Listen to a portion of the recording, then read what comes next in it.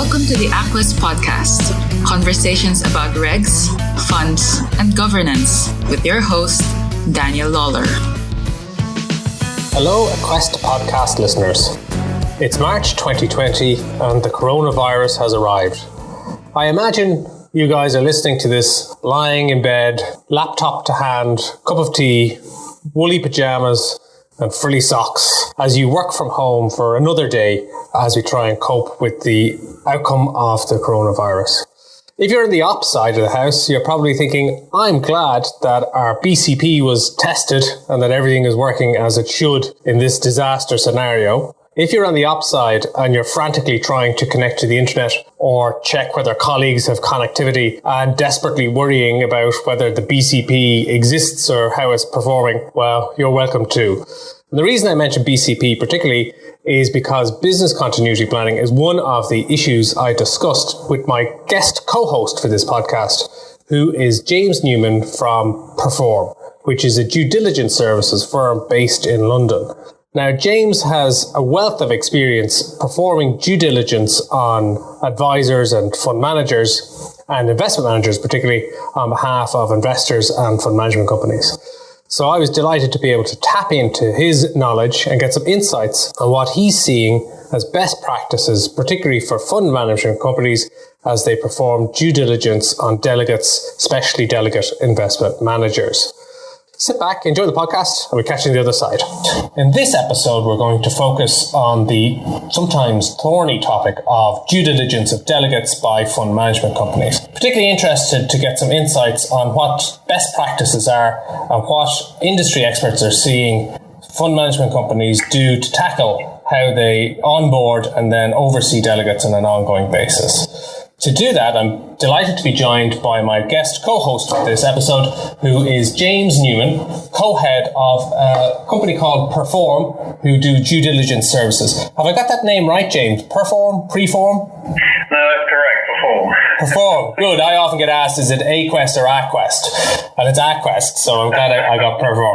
So tell us a little bit about yourself, James. So my background is 20 years in financial services. The first 10 of those was in working for a fund of hedge funds as finance director, compliance director, and then latterly with that group as the head of operational due diligence. And that predated a lot of the issues that occurred during the financial crisis. And I guess one of the key moments for me there was preventing getting involved in the Madoff debacle back in 08, 09. And then from that point onwards, I moved to Barclays Wealth, where I headed up the global head of operational due diligence for Barclays Wealth. And what was quite unique about that experience for me was that I covered, by the end of my tenure there, all shades and all colours and all types of funds. So all the way through the alternatives, hedge funds, private markets, real estate, and then into long-only operational due diligence as well. So every sort of shade, every sort of colour. So extremely interesting time. And using that experience that I have,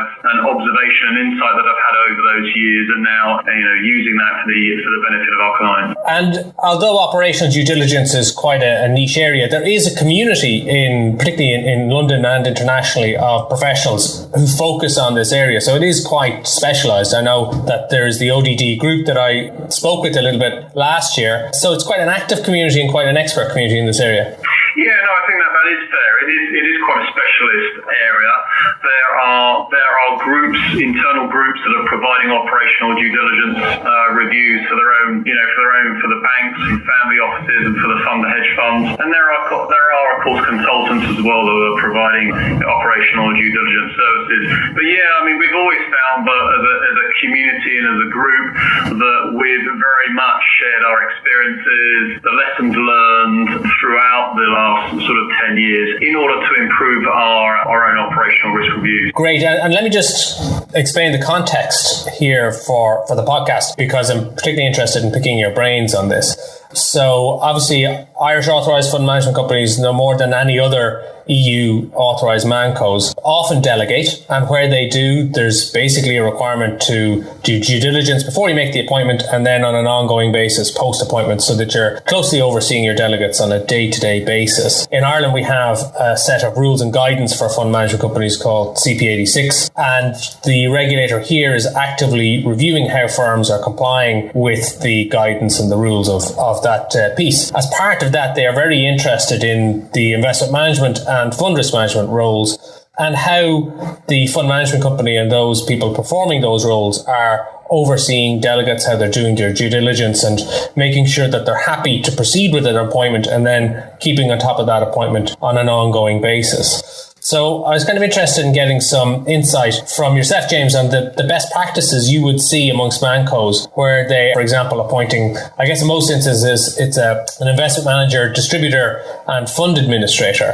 What are the basics of the due diligence process? How does something like that kick off? Is it always with a checklist? How is the checklist created?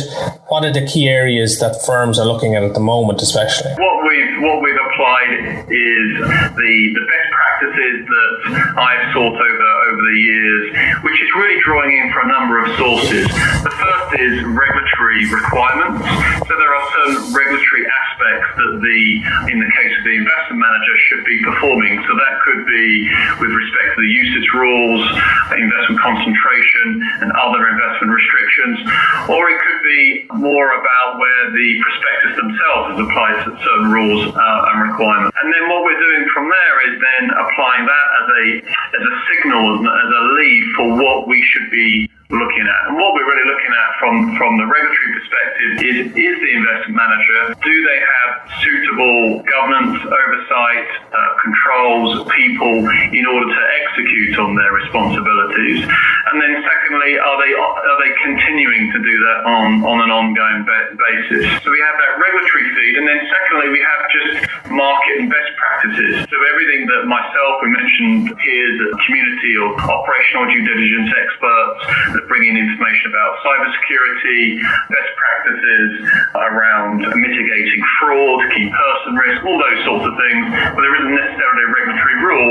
We're using best practices in order to have a standard for which to measure investment managers. And presumably that best practices piece where you're bringing in your experiences and those of your peers, it's probably the most dynamic part of your initial kickoff due diligence piece. It's the bit that changes probably from firm to firm as you learn more and more.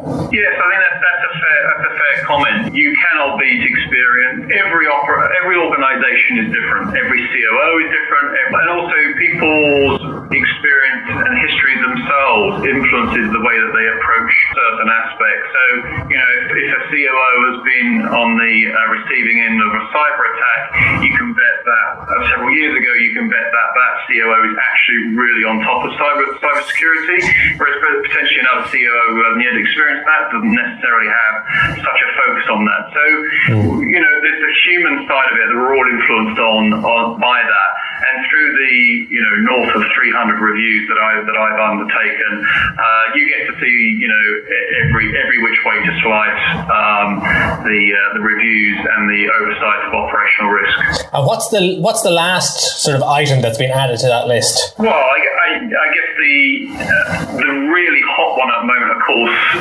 is what's unfortunately happening with coronavirus at the moment, and that's really focusing around two areas, in my opinion. One is there's clearly the business continuity risks and ensuring that operations continue with largely being uninterrupted, and that really then goes back through to the policies in place, the frequency of testing those policies historically, and also the ability to execute that plan. So with that actually happening sort of as we speak right now, I think also secondly, one which isn't really top of or people really thinking about right now, but I think will come back into play, is liquidity risk. So we are very much aware that from my experience over the years that where there is a sudden market disruption and indeed in many cases losses, there can be very quick knee-jerk reactions from allocators in putting a lot of stress on funds by looking to redeem. So these are, I think, one thing that a ManCo and an AFIM, as well as an allocator, needs to be is alive to what's happening to the environment around them, because that will in itself apply certain pressures that didn't exist. So 6 to 9 months ago, coronavirus, liquidity risk just wasn't there, right? The economy is still doing well, global economy is still doing well, and everyone is in a relatively upbeat sort of mood. So therefore, you have your checklist that you need to undertake, but when certain things change, you have to be reactive to that. And indeed, when it comes to monitoring, typically you'll look at sort of an annual cycle as a general rule of thumb, as a the sort of period in which to go back and review managers. But actually, when this sort of circumstances are happening, when things change, you need to be able to have somebody and a function, whether you're an AFIM or a ManCo or an allocator, to be able to really get on top of it straight away. Yeah, and I guess if you take something like BCP, the regulator has been on for a long time about, test your BCP, what happens when things go wrong. And if you are a firm and you're investing in that, the time and the effort, and when it comes to now, when you have to actually push the button and deploy it, kind of from a regulator's perspective, justifies why they would have pushed firms to be on top of BCP. So hopefully they're not getting caught out, that they are in a position where they have a plan and now it's execution, rather than what you really don't want to see as a regulator or anybody else is that it's only now that you start to think about, can we connect to our network from home, and what happens if we can't all appear at the office, that kind of thing. So it kind of proves the case. Absolutely, and I think one of the areas that we really do focus in on is the actual frequency of testing and fallover of testing as well. So there's a big difference between having one or two individuals in the firm work from home and test the system. That's very different to having the whole firm logging on at the same time and testing the system. So that's what we'd call a complete fallover that needs to be switched on and tested. And as you can imagine, Danny, when we're speaking to COOs, there's a big variation in some which immediately understand and are actively testing their plans. There are others, unfortunately, which I think have a kind of ready to go business continuity plan on paper, but that's not actually been tested to any large extent. And I think, unfortunately, it's going to be those managers right now which are really feeling the heat and finding it very difficult to continue to operate in the current environment. I think that's right, and I think it's across the board. You will have, whenever it comes to having a policy or a procedure on something, some firms will kind of put the brain power in to develop something that works for their firm, and some firms will take what an advisor has given them as a template, sign the bottom of it, and now they've ticked the box. And I think where that catches up with you is where you have to actually deploy something. And of course, again, as a regulator, what you want to see is not only that the rule has been complied with, but that firms have actually done that process, put the brain power into it, thought about how it works for their firm. And if they tweak the guidance and do something slightly different than maybe the regulator suggested, that's okay and acceptable where the firm has designed something that's sensible and works for them. But I guess when you're doing due diligence and this kind of process, James, there must be a lot of different departments that feed into something like this. So how is that piece managed if you want to do a good due diligence process that's looking at operational risk, investment risk, or investment processes, governance, liquidity management? Do you have one sort of center point that leads the due diligence and takes sort of input from the various departments, or does everybody go and do their own process? How does that tend to work? One way I'd like to answer that question is within sort of AFIM and ManCo perspective, because I think what we've found with working with our clients who are in that particular bucket, they very much have their own internal compliance teams, they have their internal risk teams, portfolio risk management oversight teams that they're performing, and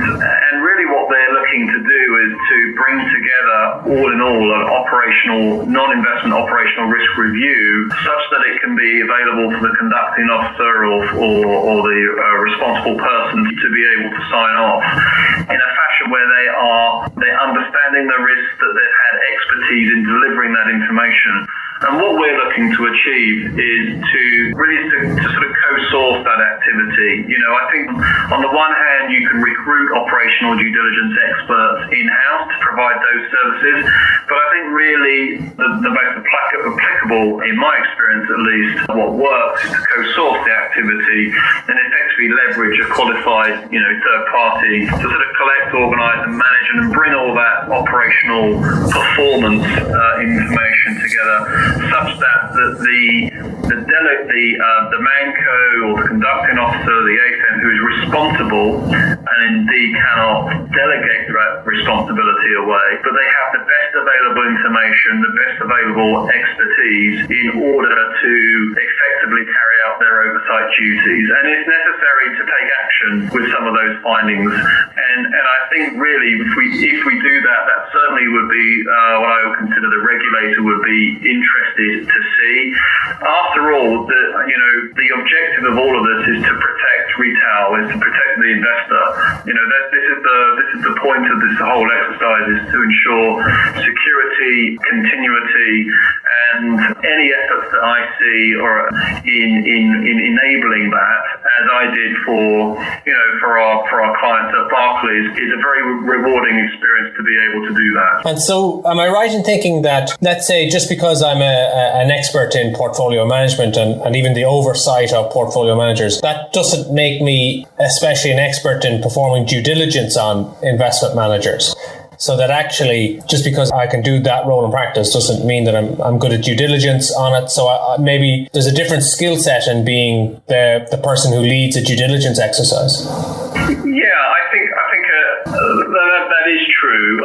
If you think of allocators in hedge funds, there's been now building teams, building experience, both making mistakes, both learning about how things can go wrong. They've been doing that for 15 years, and it does take that long to build that level of expertise. It's not exactly like an audit where there's a set of standards that's applied and you can simply follow them and you can take your qualifications and you can execute on those standards. So it does take allocators and institutional investors have 15 years of building up experience. Indeed, people like myself to do this job. So I think it's a really big challenge for mancos. Certainly, where in the instances where the manco is an external manco, is not part of the same group as the investment manager. I think that's quite hard to very quickly turn on the level of expertise that's needed to review both portfolio risk management, compliance risks,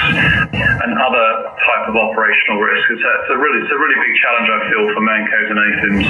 And where does an on-site visit feed into the due diligence process? I know certainly here there is a regulatory expectation, as a default, that an on-site visit would be done before appointment and probably annually thereafter. Now that may be tweaked depending on the circumstances, but as a baseline, that's kind of where you're expected to be. Is that what happens in practice? Is there that much value in an on-site? That's a really good question, because I've got a slightly different take on this, in that my interpretation of regulators looking for on-sites is basically saying, really, we want to be confident that you're really doing a proper job with your due diligence, and probably going on-site, and I use the word probably, but let's go with that, probably by going on-site, you should be able to, that should be able to demonstrate it. You can say you went in on this date, you met these people, and all of that is really valuable to do, and I wouldn't in any way dispute that. But going back to your earlier point, Danny, about the expertise and experience of individuals, if those individuals do not have the expertise and do not have the experience, they're going to find it very difficult when they go on site to be asked really sort of challenging questions. And indeed, it could have the opposite effect, whereby you're sitting in front of a very experienced PM or a very experienced chief operating officer, and they're going to give you the best impression possible, no doubt about it. So how do you know that what they're telling you is the truth? How do you know that when they explain their processes and systems, that's actually what happens? And going on site isn't necessarily going to achieve that. I think it's a tool, and that's the way to look at it. It's a useful tool, but by far the best and most informative way of assessing assessing, in my opinion at least, assessing a hedge fund manager or a UCITS manager or whatever it would be, is using a combination of tools. And the on-site may be one of them, but certainly verification by, for example, reviewing fund financial statements or reviewing ADV forms, for example, or Annex 4, any of these types of report. And that's even before we touch on things like RTS 28 and other types of best execution and other regulatory reporting documents. There's quite a bit of time and quite a bit of work to be done in doing all of that. And that's, in my opinion, just as valuable as being on site. And so then is the real value of an on-site, for example, for an experienced due diligence professional, is the real value then the impression that it conveys, or that it sends out a message to the delegate that you're reviewing, to your investors and also to your regulator, that you're serious about what you do, that's why we go on site? Is it that impression that you create that's nearly more important than anything you might actually find out while you're on site? Yeah, it is a little bit of that. As I say, I'm not suggesting that it shouldn't be done or that it is not a great tool to use. Actually sitting in front of individuals, so-called sort of seeing the whites of their eyes, as we used to the ODD community sort of talks about that, is certainly a valuable thing to do.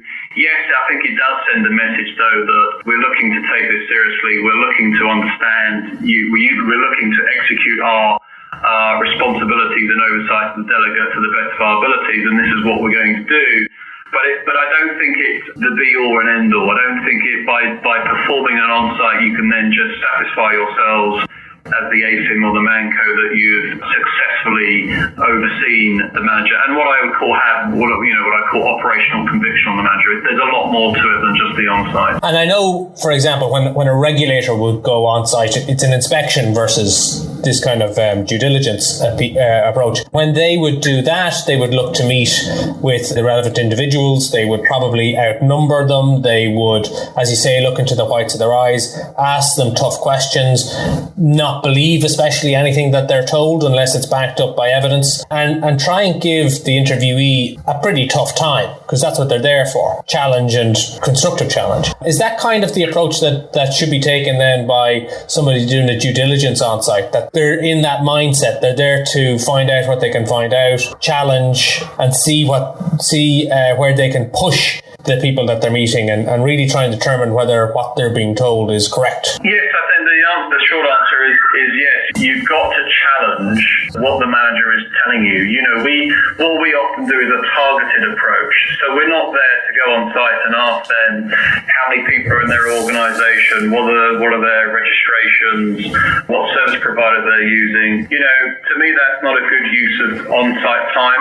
If you're going to go on site, then what you do want to do is, first of all, prepare, read through all the documentation, get as good as understanding as you can of the organisation, and then determine what specifically you're going to use the time to ask and to go into detail. We mentioned about business continuity plans. We mentioned about testing and so on. So, one question would not be to describe your business continuity plan, because I already have that right before I go on site. It's more actually straight into, okay, so you mentioned that there is a test on a quarterly basis. Can I actually see the results of that test, and can you just talk me through what you learned from that test? That to me is a much better use of time, but it's kind of challenging the manager, but not in a kind of an aggressive. I want to see you demonstrating how you are mitigating your operational risks. The second thing is I would say that by using a third party to go on site, or indeed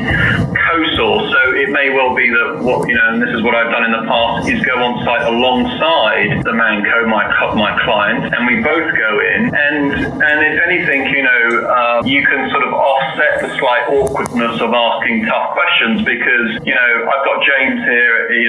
James, that's what James is here to do. Blame James. Necessarily think directly. Yeah, exactly. Good idea. So I'm more than happy to take that on my shoulders and do the job I need to do. And how do you see firms firms approaching a situation where they have multiple delegates and obviously finite resources, how do they determine if they're expected to do on-sites, let's say annually? How do they determine out of a list of 50 investment managers which of those they're going to visit this year? Yeah, it's a tough challenge. I mean, we obviously ourselves here are looking to help and perform those tasks, both in terms of boots on the ground and actually doing the work, but also advisory on an advisory basis and designing first and foremost the monitoring program that should be in place. So my advice is to look at your population and in some way determine what you foresee as being high or medium or low risk of those delegates. And that could be on the basis of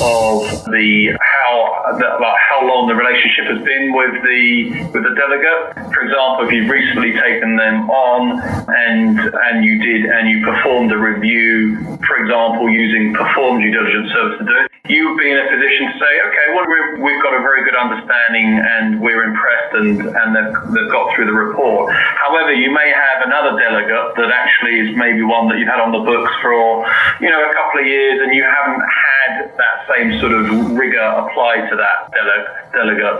That's then one that you probably want to put towards the top of the list. So I think using a number of sort of parameters around the jurisdiction of the delegate, the operational resourcing and expertise of that delegate that you understand, that will help you prioritize which delegates that you should be seeing, which that even you should be doing maybe just a desk-based review versus an on-site, something that we mentioned a little earlier. Yeah, and that's what I see with some of the management companies here that have a large, or a fairly large portfolio of delegates to oversee, that they will take a risk-based approach to determining who gets visited this year and who's next year and what kind of cycle they put firms on. And it is factors like if it's a newly appointed manager, well, maybe I do want to see them this year just to check in, particularly depending on how the due diligence has gone. Obviously, it's gone quite well because you've gone as far as appointing them. But if there was something that was thrown up in that, for example, it was the first time they were going to manage a UCITS or something, you might want to check in. If it was a firm you had a relationship with for a period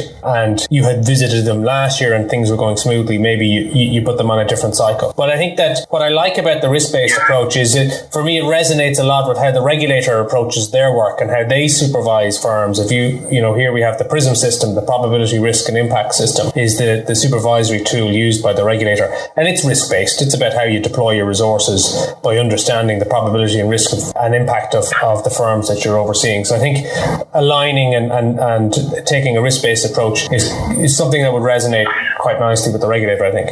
Yeah, and I think what can help with that, Danny, as well, is on the initial due diligence is to get a good understanding with the delegate at what points, what information will be passed through to the ManCo with certain events happening. So, for example, if there is a data integrity issue at the manager, the ManCo should ensure that they inform the delegate that that's something that they would want to know about.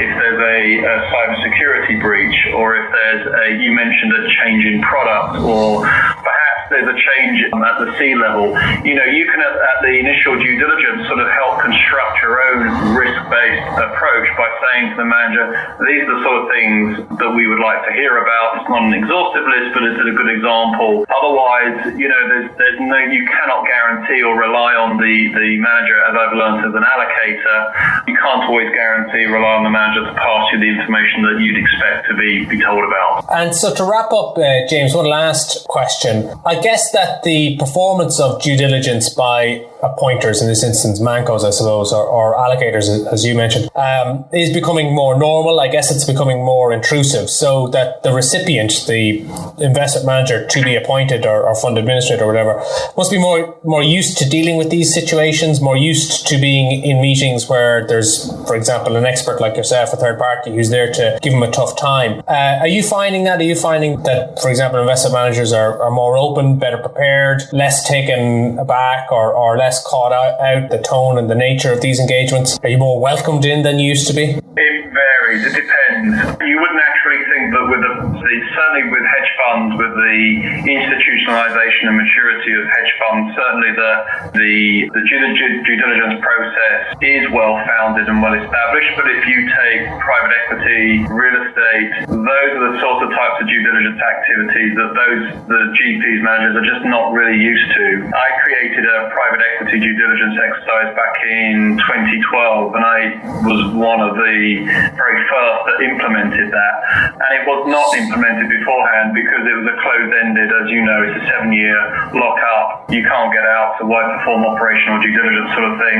That's for another podcast potentially. But there are different expertise, different experiences depending on the sectors. I think also the challenging aspect is now that investment managers have got allocators who've been asking these questions for quite a period of time. If you've now got mancos and you've got AFIMs that are doing that as well, that's potentially increasing hugely the amount of due diligence queries and questions and time taken to accommodate all those questions. And so I think that's a big challenge for managers.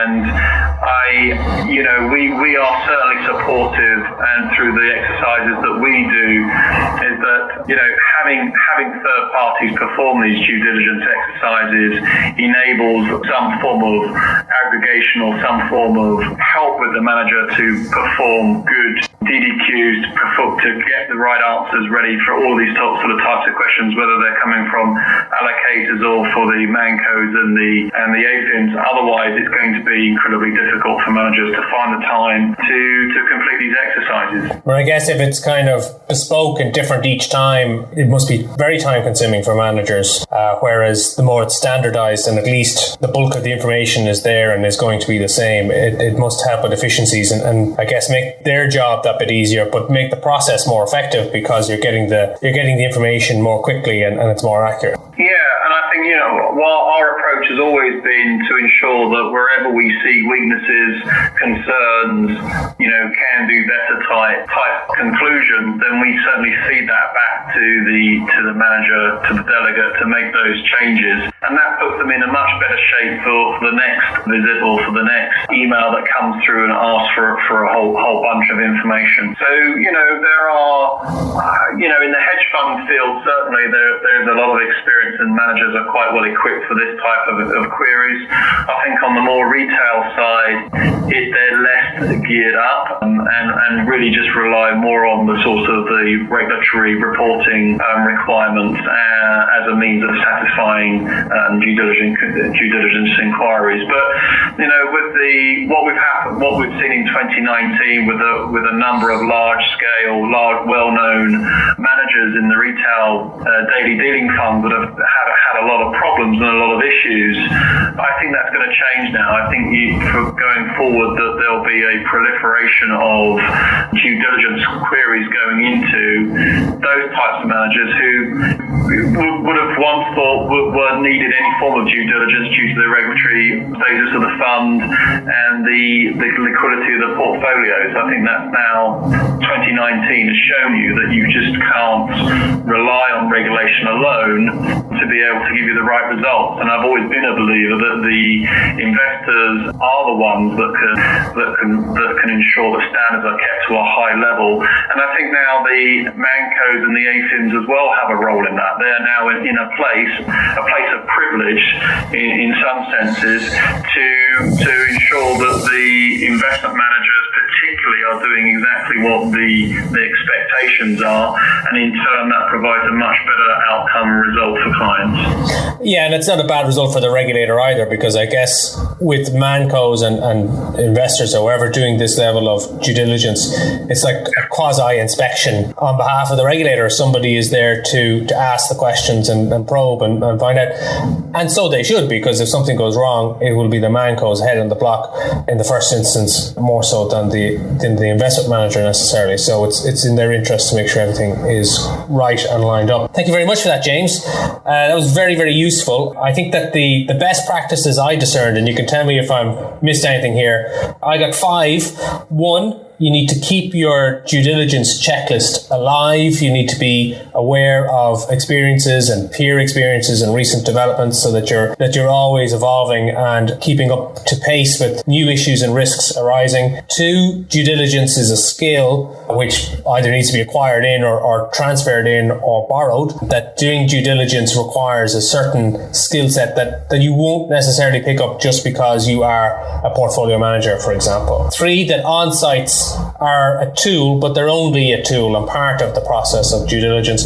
They're useful in demonstrating the seriousness that the firm takes their obligations, but in and of themselves, they're not the panacea. They need to be married with very good verification processes. 4, be challenging when you do go on site and be targeted when you go on site. Have done your homework beforehand so that you're not trying to cover all the ground during the on-site. You're being very specific about the areas that you want to find out more about and be quite specific on those with your visit and challenging on what you're hearing from your interviewees. And then finally, I think take a risk-based approach to your on-sites or to your ongoing due diligence. Understand where you are best to deploy your resources, where you're seeing issues or risks, having them at the top of the list and prioritizing them over others if that's what your resources demand. Have I got them all there, James? Have I missed anything? I don't think you have. That's very well summarized. Great.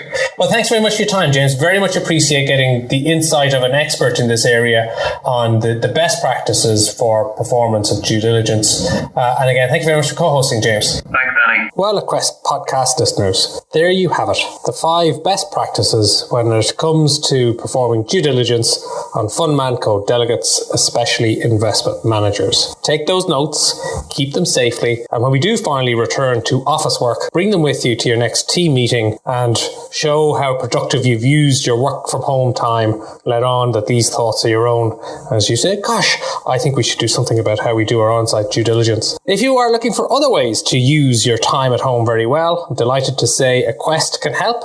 We've just launched our online Funds Masterclass product, which is available through aquest.ie, series of tutorials delivered live every month, plus a library of 101 series and in focus series to help you up the learning curve, together with our bespoke and exclusive Aquest linked rulebooks. Find out more through aquest.ie. And in the next 2 weeks, we'll be launching our FNP Masterclass digital product. So if you fancy becoming a master of fitness and probity, check it out. We've got tons of great content, lessons on the rules, template policy for fitness and probity. We even have mock interviews with the central bank videos so you can see what it might be like if you have the dubious pleasure of being called in to interview by the central bank. Again, check out aquest.ie. The F&P Masterclass will be available in about 2 weeks' time. In the meantime, keep safe and we'll catch you next time on the Aquest Podcast. You've been listening to the Aquest Podcast. For information about our training and advisory programs or our academy, visit aquest.ie. For more resources on regs, funds, and governance, check out our YouTube channel, Daniel Lawler, RU or Q.